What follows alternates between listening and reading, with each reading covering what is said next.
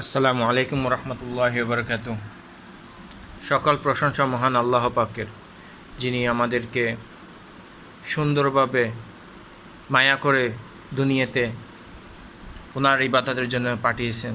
ক্ষমতার মালিক তিনি, আর কেউ নয় দুনিয়াতে। আজকে নতুনভাবে বাংলাদেশ আবার স্বাধীন হয়েছে, আলহামদুলিল্লাহ। স্বাধীন হয়েছে এই জন্য মহান আল্লাহ পাকের কাছে অসংখ্য লাখ লাখ শুকরিয়া, এবং যারা আন্দোলন করেছেন তাদেরকে অসংখ্য ধন্যবাদ। তাদের আন্দোলনটা সফল হয়েছে। সেই আন্দোলনের সাক্ষী হয়েছি, আলহামদুলিল্লাহ। এবার সুন্দরভাবে জেগে উঠবে বাংলাদেশ, ইনশাল্লাহ।